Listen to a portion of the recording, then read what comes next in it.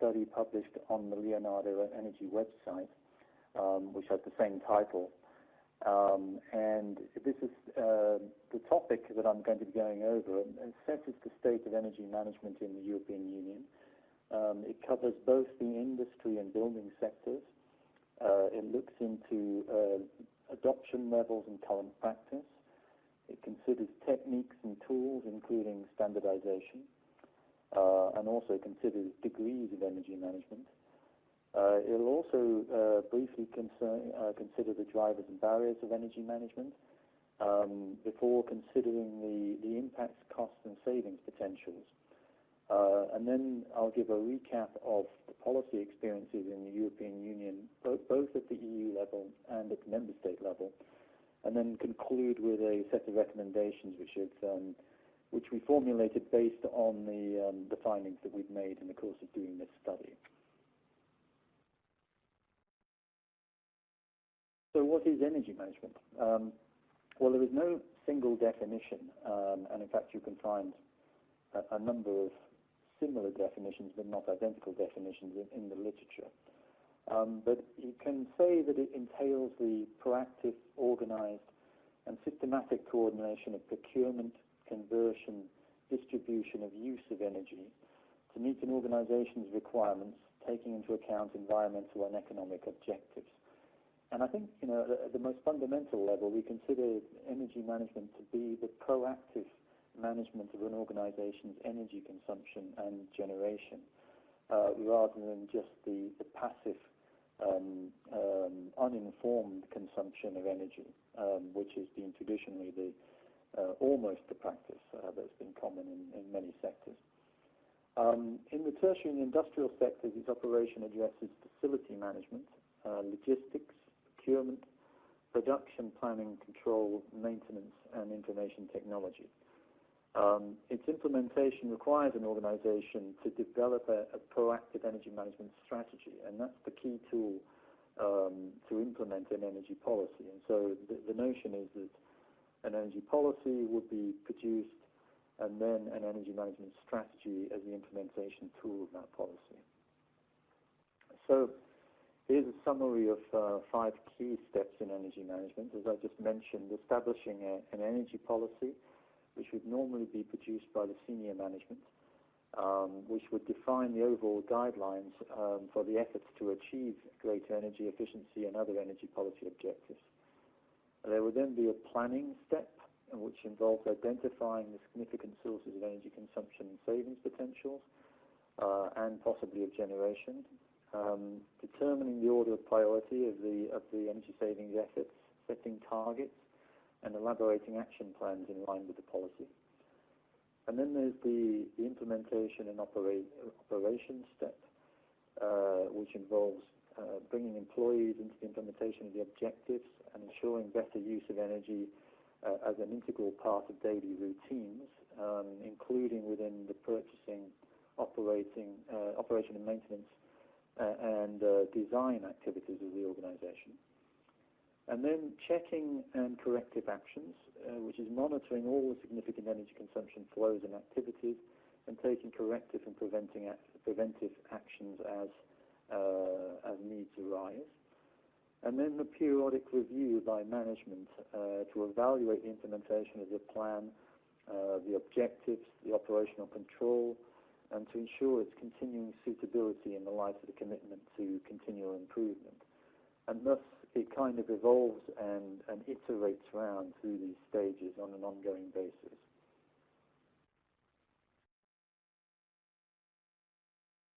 Some of the techniques and tools which have been created to help facilitate energy management. The key techniques are energy audits, monitoring and benchmarking, and the key tools are energy management and related standards. And so I suspect most people on this call are familiar with the EN ISO 50001 2011 Energy Management Systems standard. There's also the 50002 Energy Audit Standard. 50003 concerns certification to 50001. There's the 50004 on implementation of energy management systems. and then the 50,006 on measuring the energy performance using energy baselines and energy performance indicators, ENPI. There's also the 50,015 Energy Management Systems Measurement and Verification of Energy Performance of Organizations. And then there is an EN standard 16,231 on benchmarking, and another one, 16,212, on energy efficiency and savings calculations, top-down and bottom-up methods. So all of these standards exist as tools in the armory that organizations can make use of when trying to develop and implement their energy management plans. There are many ways that you can think about degrees of energy management, and in fact the report discusses more than just the options seen here. But looking at it from the least to the most proactive approaches, we can consider a sort of no systematic planning approach where an organization would only deal with the most essential issues and have no dedicated management process for energy at one end. And then the next step being possibly the short-term profit maximization, where there is a degree of energy management, but it's focused exclusively on measures that have a relatively short payback period and a high rate of return. A longer-term profit maximization approach, where measures with an intermediate or longer-term payback are also implemented. And then a more comprehensive economic approach, where all measures are implemented that have any positive return on investment. And then finally, working up to a more philanthropic kind of approach where, in addition, organizations are willing to invest in all measures that meet a climate impact mitigation strategy and or attain other environmental objectives. And so that level of energy management could go beyond purely cost-effective measures. Now, as part of the work informing this study, Leonardo Energy conducted a survey of a number of different European enterprises across the five largest member states in the EU. And the survey, I think, addressed 27 different, well, there were responses from 27 organizations. And we attempted in this survey to group them into the types of responses, and this is to try to get a finger on the pulse of how organizations are actually responding to energy management issues. And it was quite an intensive process to actually speak to these enterprises and then to find the right person to talk to about what their energy management practices were. But we found the spread by 4 sets of classes that we've defined here, giving a sort of indication that there are a range of behaviors seen in European enterprises, and these enterprises covered heavy industry, light industry, and to some degree large commercial enterprises. And what we found in this sort of mini survey was that there were about 7 of these enterprises, which is quite a high share, were actually certified as some form or other for energy management. There were 5 who were completely unaware of the topic, and these were not that smaller enterprises we were looking at. 11, which is the most common group, in the awakening category, which means they were aware of it but really hadn't done very much about it, and another 4 who were engaged. And so it gives a rough, initial indication of what levels of engagement might be with energy management in European companies. Now, we also looked at certification to ISO 50001 as reported on the ISO website. And this shows a map from the level of certification in 2014 by countries as a level, indicating the number of companies that were, or organizations that were certified in any one country on the scale. And I've actually just updated this to bring in the 2015 data, which is now available. So you can see in this case that the number of certified organizations had been rising quite linearly from 2011, when the 50,001 was first issued, to 2014. But then there was quite a jump in 2015, and this isn't really a surprise, because, as we'll discuss a little bit later on, the European policy framework included a significant lever for energy management kicking in 2015, and so I'll come to this in a minute. But it wasn't absolutely a massive jump. It was just a significant increase in the rate of adoption from 2014 to 2015. It's also worth looking at this. Sorry, I'll just go back, and here you can see that another interesting thing, looking at this figure, when you pay more detail or more attention to it, is just how dominant Germany is in the number of certifications. Of course, you'd expect it to be the largest number, having the largest number of industrial companies. But nonetheless, its share is very high. Other large shares are for the UK, and to a lesser extent for France, as shown here. But otherwise, the other countries are sort of barely on the same scale as what's going on in Germany in this regard. And I'll come on to why that's the case a little bit later on in the presentation. Here, though, we can actually see the number of site certifications, which is another way of looking at this issue, because it's not just a question of how many enterprises are certified, it's a question of how many sites actually have certification to this. And I have reason to believe that the ISO data isn't entirely comprehensive on this question, because I'm not sure they always had the site certification information. But funnily enough, when we look at it in these terms, it seems that France is currently leading with this green wedge down at the bottom of the graph, and then Germany above in the darker blue. So it may not be quite as simple as just looking at the number of companies certified, although there are inevitably issues with the quality of the data and how to interpret it. When we look at this certification by European industry sector, again shown here, and I don't think this data is fully comprehensive, but it gives a good indication. We can see that about 34% of the certifications are in heavy industry, about 54% in light, and about 10% in services. So this isn't really surprising. I think you would expect heavy industry to have a higher percentage of certification than other sectors, because it's a more energy-intensive using sector. But there are many more light industry companies than there are heavy industry, so that would tend to overbalance that. But there are even more service sector companies than there are of the industrial enterprises. And yet there we see that the certification level is much lower. It's only 10% of the total, which is, again, though, not surprising, because this is telling us that these sectors are less inclined to receive certification because the energy costs are a lower percentage of their overhead. And so they have less economic interest in pursuing this pathway. It's also worth looking at the certifications to energy management against other older forms of ISO quality management standards, such as 9001. And here we can see that energy management is catching up in some cases. The 9001 certifications have been growing at quite a slow rate, but have been in place for many, many years.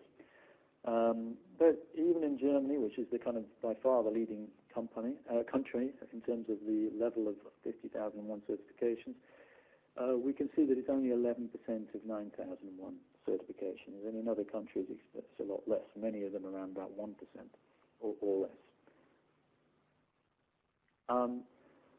So overall then, we only have evidence that about 2.8% of medium to large European companies had adopted 50,001 in 2015. And this seems to be corroborated by many conversations that we had with experts in the field who are doing this kind of work on a regular basis. So these numbers seem to be fairly plausible. There is a broad spectrum of behaviours currently seen, but on average the energy management's adoption level is well below economically rational levels. And energy intensive and large organisations are much more likely to have proactive energy management strategies. Very few organizations adopt strategies to realize all financially attractive measures, and even less to optimize their climate impact. And the most dominant case, or most common case, is that of no systematic planning still. Also, you find short-term profit maximization is very common in other commercial enterprises, such that you'll often hear that measures with payback periods of beyond 2 years are seldom considered in these cases.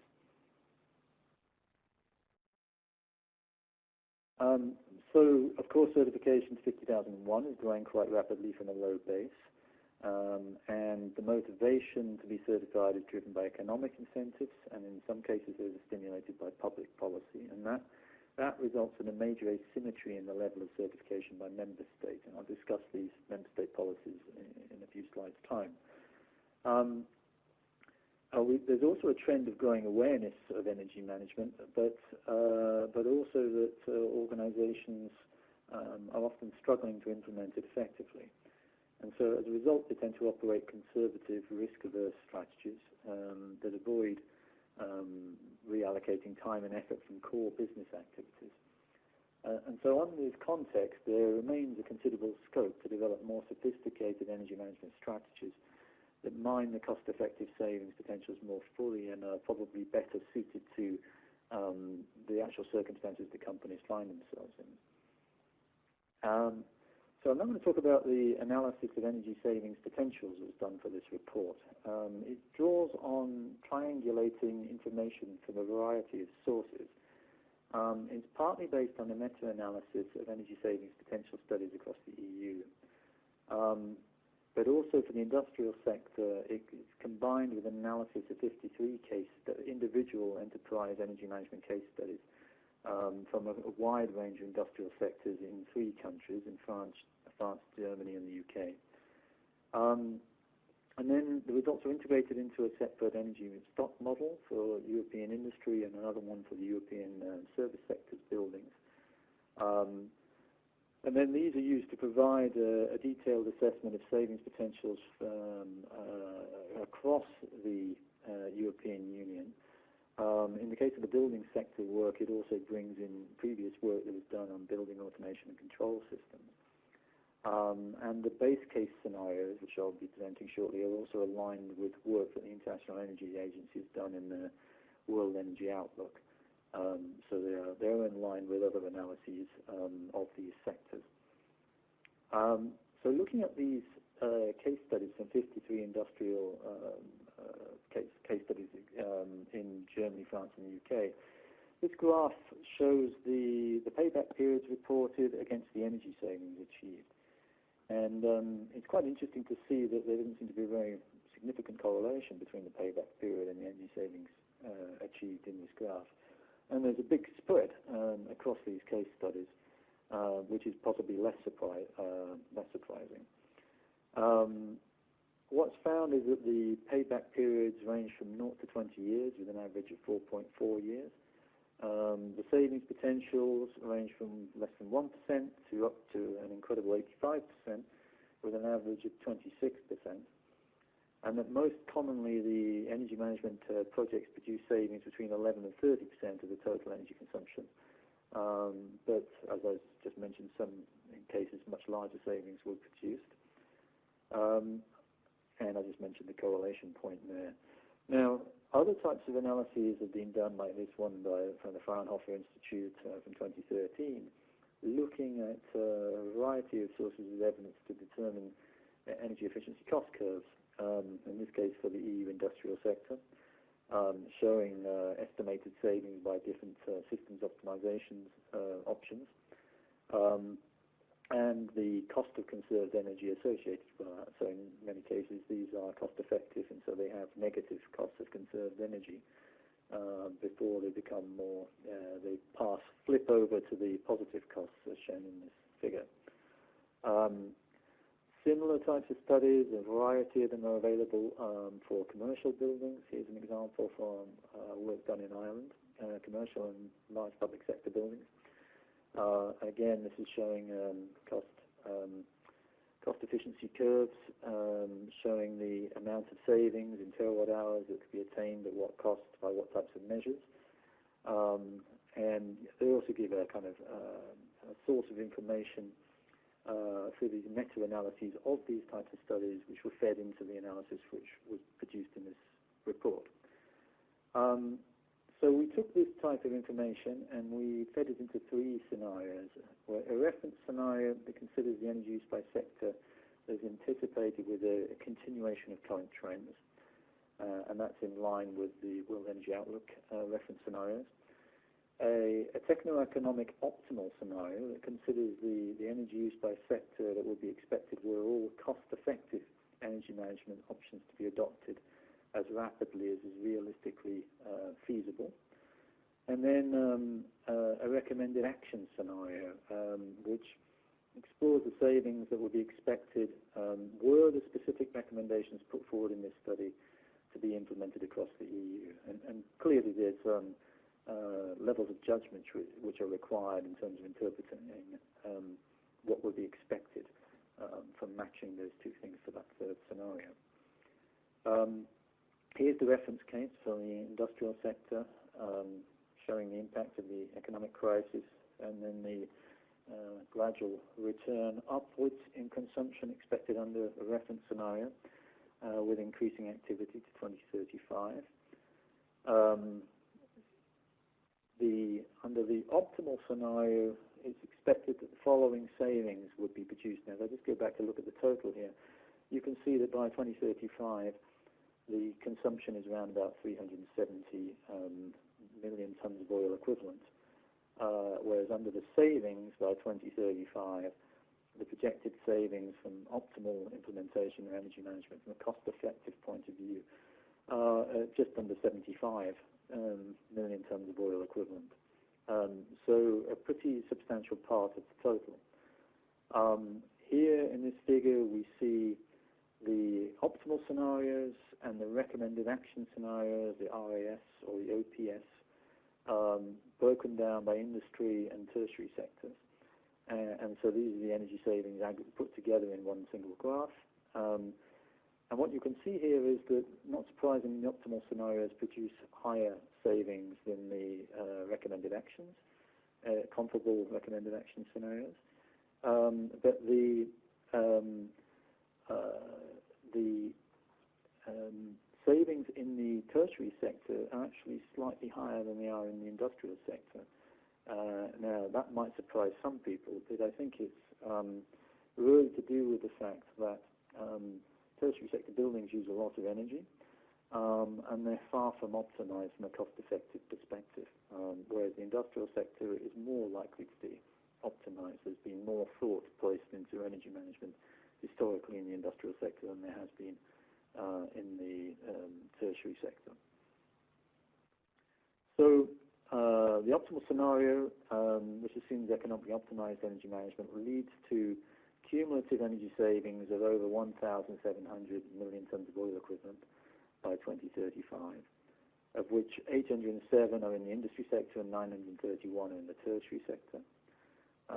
This equates to an estimated cumulative carbon dioxide abatement savings, or abatement of emissions of 4.8 gigatons over the same period, with an annual average of 380 million tons by 2035. Sorry, the annual savings reaching 383 million tons of CO2 by 2035.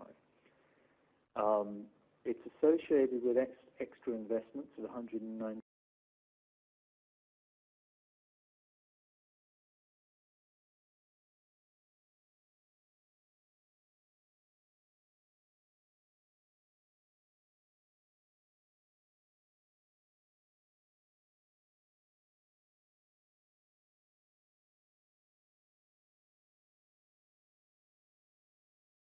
billion in equipment and related services at an average of 6 billion per year to deliver these savings. Is €1 billion. But these are 14 times less than the value of the energy bill savings, of which a total of almost 1,700 billion over the period at an average of 84 billion per year. Looking at the recommended action scenario, savings of about 70% of the optimal scenario, i.e. about just under 1,200 million tons of cumulative savings to 2035, of which 560 million tons are in industry and 624 in the tertiary sector. And this will produce abatements of 3.3 gigatons of CO2 with annual savings of 295 million tons in 2035. And again, in terms of investments, 91 billion euros worth of investments will be required at an average of 4.6 billion per year. But these would produce net value of savings of 1,154 billion at an average of 58 billion per year. So, as always when we consider these things, we have to think, well, if this is such good economic sense, why doesn't it happen already of itself? And it's because of the variety of barriers that exist to energy savings. This graph is this table is a generic set of tables of barriers to energy savings, which is published in the World Energy Outlook from the IEA in 2013. And nearly all of these apply in the case of energy management in the sectors we're looking at. Firstly, energy efficiency isn't measured, and it's not visible to end users and service procurers. So there's a lack of visibility in many cases. There's a low awareness of the value proposition amongst service procurers, and the energy expenditure really can often be a low priority. So it tends to be ignored on that basis. There's most certainly problems of split incentives. A lot of people are familiar with the landlord-tenant split incentive in the building sector, where landlords make the investments and tenants pay the bills. But of course, when we're looking at tertiary sector buildings, you also have facility managers in between, and they may or may not be incentivized to the extent by which they actually manage the energy of their client companies. So it gets even more complicated. And when you're looking at industrial sectors, you have split in roles between those responsible for operation and maintenance and those responsible for capital equipment investments. And their incentives often align in different directions. So that can create an internal split incentive in industrial organizations. There is also the problem of scarce investment capital or competing capital needs, and there may be a perception that there's better uses of capital than investing in energy bill reduction. There's most definitely a problem of unfavorable perception and treatment of risk, often because enterprises are not fully aware of what benefits they might expect to get for doing this, and they don't necessarily have an awful lot of experience in making these investments and assessments, and hence are skeptical about the risk associated with them and the return on the investment. Definitely also problems of capacity, limited know-how on how to implement energy-saving measures, and limited government resources to support implementation. And then lastly, there are problems of fragmentation and separation of energy supply and demand business models, and fragmented and underdeveloped supply chains.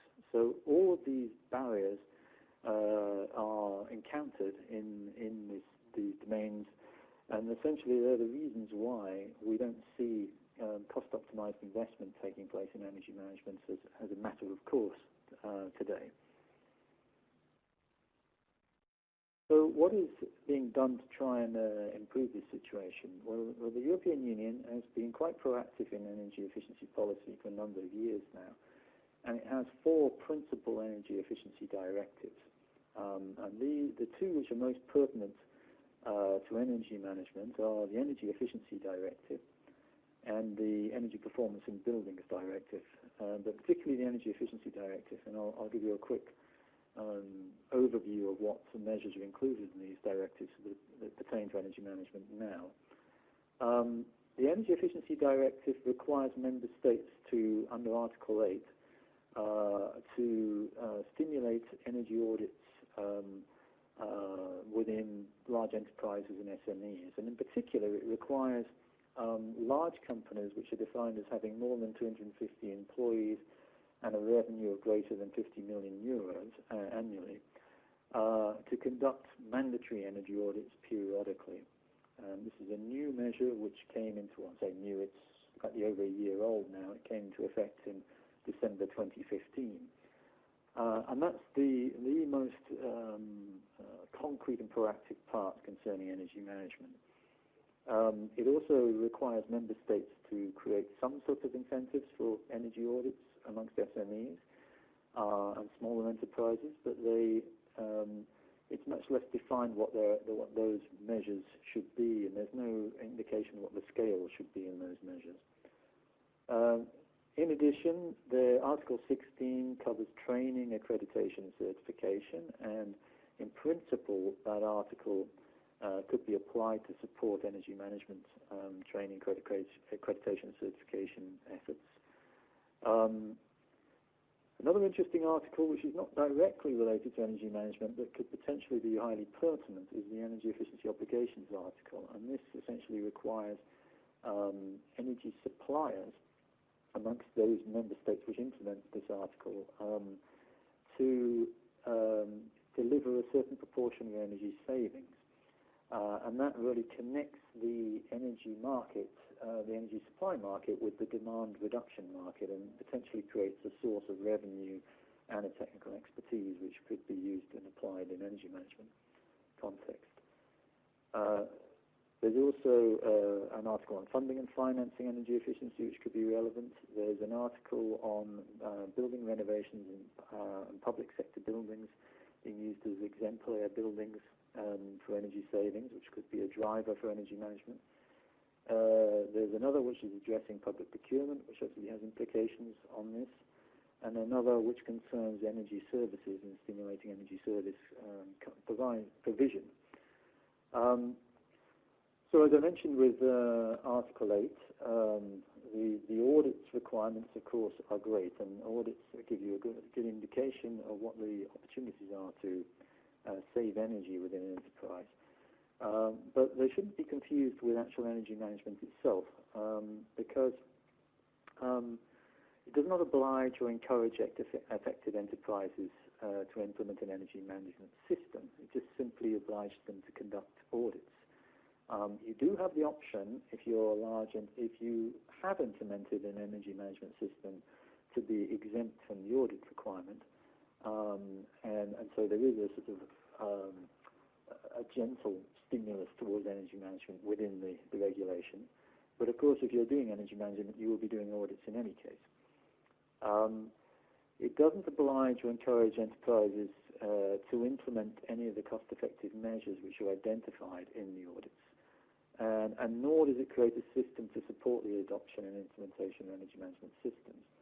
And lastly, of course, the mandatory audits only apply to large enterprises, and as I mentioned earlier, the provisions on audits for SMEs are very much left up to member states to do something, but what it is very open and hence is not a terribly binding obligation on member states in terms of commitment of resources or effort.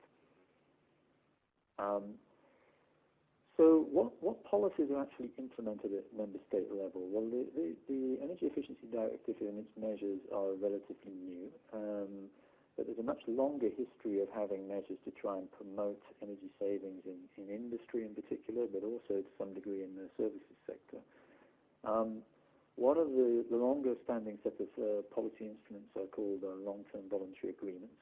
And such schemes have been operated by Denmark, Finland, the Flanders region of Belgium, Ireland, the Netherlands, Sweden, and the UK. And essentially, all these schemes have in common an aspect by which participating enterprises would agree to reduce their energy intensity or CO2 emissions by some pre-agreed amounts, or to go through a process by which they would undertake audits and implement the measures. And in each case, the authorities have sweetened this obligation, if you like, by creating an incentive to participate in these schemes, either through access to more favourable tax regimes or through lower energy or costs. So one example here, going back to almost, well, actually to the scheme I think started in 1992, the original Dutch long-term agreement scheme, and it's gone through 3 iterations since. There's an LTA 1, LTA 2, and then since 2008 an LTA 3. And typically within this period, that the Netherlands authorities monitoring the impacts of these measures found that annual savings were between 2 and 1.6% per annum for the sectors engaged in these agreements. So those are quite significant, and they rapidly add up. Here, this table, there's much more details of these in the full report, gives a summary of some of these schemes. So, for example, in the United Kingdom, it's the Climate Change Agreement Scheme. Essentially, you pay a much lower climate change levy if you agree to participate in the scheme. It's been operating since 2001, and the most recent revision of it has now set a savings target for 2020 of 11% against, I think it's a 2010 baseline in that case. And you can see similar details by different measures. The Danish version, for example, which started in 1996, included a rebate in energy savings tax, but it required, if you were to participate in it, implementation of all cost-effective energy efficiency measures which have a payback period of less than 3 years. This is just discussing these sort of mandatory or quasi-mandatory energy investment programs. So the Netherlands have this Environmental Management Act, which requires measures, energy efficiency measures with a payback of less than 5 years to be implemented. The Flanders scheme wasn't tied in by economic incentives, but was rather tied in by licensing. So if you didn't participate in the scheme, you could have your license revoked, and so that really is a pretty binding measure.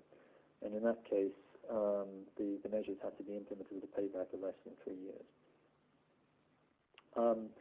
Now, I mentioned early on in the presentation that 50,001 uptake is higher in Germany than elsewhere, and the reason for this is because Germany introduced an electricity tax in 2007.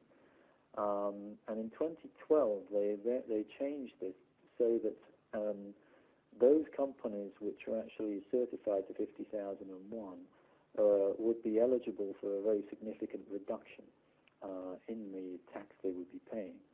And that's really the driver behind the higher level of certified uptake of 50,001 in Germany. These aren't the only kind of schemes, of course. Audit incentives and energy efficiency networks have been tried and are being implemented in a number of countries. So many of them give direct assistance for both technical and financial to the conduct of energy audits, and also sometimes to the subsequent implementation of the energy savings measures. And some of them, notably Germany, Ireland, and Sweden, operate extensive energy efficiency networks which provide peer-to-peer support in implementing energy efficiency in businesses. I mentioned the energy efficiency obligations required under the Energy Efficiency Directive Article 7. This is a summary by member states. Not all member states have implemented these obligations because there's an alternative compliance pathway. But even if they're not implementing the obligations, they have obligations to implement energy savings measures, and that could also be applied as a stimulus for energy management. And these savings targets are quite significant. These are just the case of the energy efficiency obligations and the savings targets by energy suppliers that are required. It's interesting to see that the scope of all of the sectors where the savings measures can be made is not identical. So some of them cover all 3 sectors, domestic, industry and commerce, and others, like the UK, for example, are only addressing the domestic sector, and that's for long-term historical reasons and because the UK's policy packages actually were already covering those other sectors with different instruments prior to long before the Energy Efficiency Directive introduced this obligation.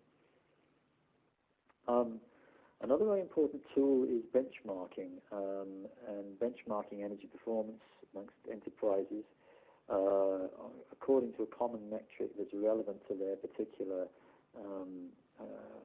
business model or service activity. And this kind of benchmarking allows peer-to-peer comparisons, which can be a very powerful motivation for improvement when it's actually done correctly and presented and communicated to stakeholders. There have been a number of good projects looking into that. This is an example. I'm sorry, the quality of this image is not terribly high, but of what the Danish Electricity Savings Trust implemented a few years ago, where they established real-time benchmarking of electricity consumption in all municipal buildings across Denmark. And they had breakdowns by building type with lots of different indicators, real-time power demand figures, and it all hooked up at incredibly low cost because the power companies already had this kind of metering in place as a means of managing the network, load fluctuations in the network. And so they simply established that municipalities had the right to have this information, and then the municipalities had the right to, or would then send this to a central database, which allows benchmarking to take place, and you can see in real time the impact of implementing energy savings measures from before and after, so there's historical records of consumption, etc. Very powerful tool. So just to bring us to a conclusion, I'll just give you a few slides giving the recommended actions that we produced as a result of this investigation. We think that following the review of the Energy Efficiency Directive, and in fact the Article 8 was not, although there was a recent review of the Energy Efficiency Directive, Article 8 was not considered for review in last year's review of the directive, because it has only recently been implemented, which is quite logical from the Commission's perspective. But nonetheless, I think it's already quite clear what some of the issues are going to be when they do come around to reviewing that article.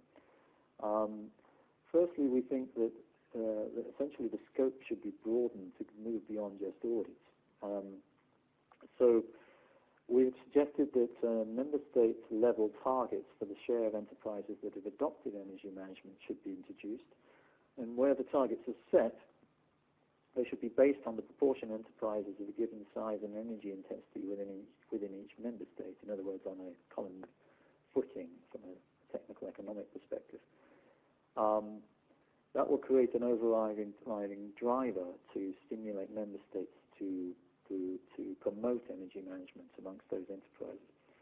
Then considering amending the audit obligations to become an obligation to adopt a full energy management system for enterprises that use more than a minimum prescribed energy consumption or energy intensity level and above a minimum size. So to take it to the next step, to have a full energy management scheme in place rather than just auditing. To set similarly member state targets for the number of certified energy managers. This sort of action has already been done in the Energy Performance in Buildings Directive for assessors for energy performance certificates. So plenty of experience of implementing these kind of measures at member state level. And the targets can be proportional to the economy's size and energy intensity and be set to rise to a plateau with time. There's a need to support the development of energy management standards and tools, which are targeted to each subsector. So while the standards like 50001 are fantastic and they are applicable to any enterprise and sector, they don't contain everything you would want to know, depending on the nature of your activity. If you are bakers, for example, as opposed to working in the textile sector. And there are probably ways to get to the key aspects more rapidly for those sectors which are tailored to be more pertinent for specific types of activities in SMEs. Then there's a need to complete the development and promote benchmarks of energy performance in the industrial and tertiary sectors that are tailored for relevance As I mentioned, there have been a number of projects of this kind, of schemes that have done this, but they're far from systematic, and it's probably time now for Europe to consider moving to a more systematic approach in this.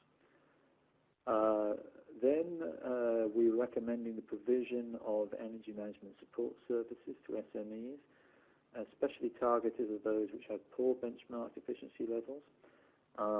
And this could consider obligating, incentivizing the poorer performers to implement highly cost-effective measures.